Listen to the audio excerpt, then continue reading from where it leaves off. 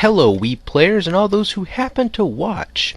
Today I got an exclusive, fresh, off the press, fresh released game for the N64 for review today. I usually stepped out of the pattern of me doing TurboGrafx-16 and Nintendo games at the moment. It's mainly because I can't get my hands on a lot of the N64 titles and also a lot of the any other title for that matter at the second. Because Genesis, Super Nintendo, and 64 are kind of on my fritz at the moment. So if I had to game cap it, I would have to game cap it pointing at my screen over there or whatnot. Now, the question of how the hell did I get this footage is basically simple. I got a game capping device, went over to my relative's house, and capped it using this. It was useful for something, at least.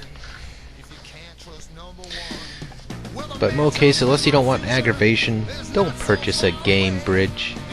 I mean, excellent quality, but I'll be damned if you get any sound. Okay, back on the review now. We're dealing with Yoshi Story 64 title. It was basically the storyline was Baby Bowser casts a spell on Yoshi's island, turns the island into a storybook. The super happy tree, the elixir of life for the Yoshis, was also stolen. Luckily for Yoshi, 6 eggs survived and hatched. The baby Yoshis were confused as the island would have been happy instead of gloomy. They decided that they would be all super happy if they would thwart Baby Bowser and save the super happy tree.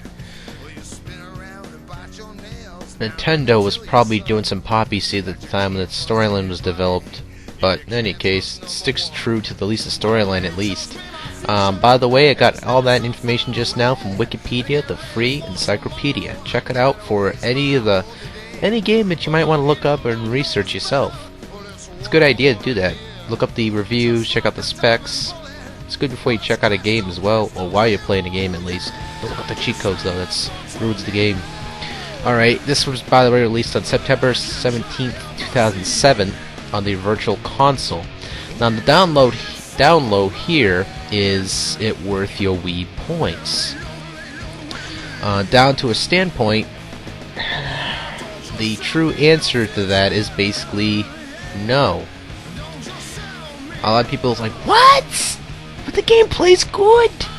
But it's very short. And for that $10 you have to blow to play it, you can buy an N64 for like $14 and buy the game for probably $5 on eBay or whatever. It's not really worth it. I'm not saying that to be cruel towards Yoshi's fans, but let's face it folks.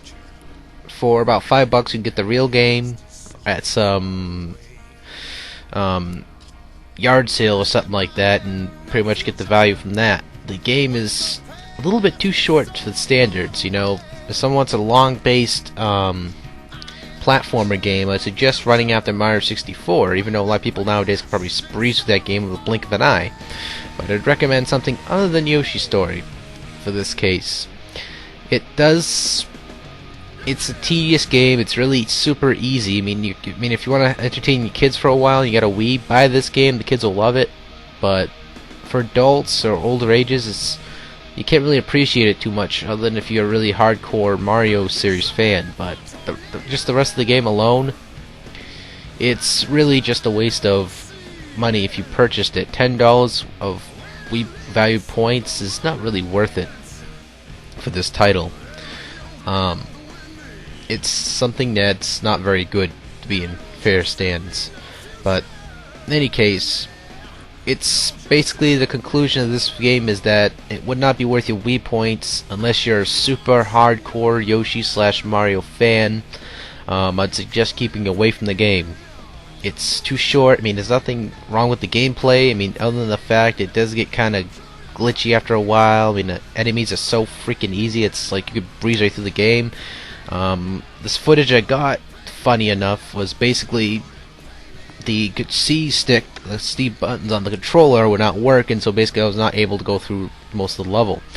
The funny part of that, though, people were saying, "What's so funny about that?" Then, all because basically the emulator also has no 4 C button controls, from what I heard anyway. I mean, I didn't use the emulator for this game. I actually went out and played the game through the actual console. My freaking aunt's freaking kid destroyed the buttons. But in any case, thank you guys so much for watching, and this was an exclusive request by Super Victoria. There you go, girl. Enjoy.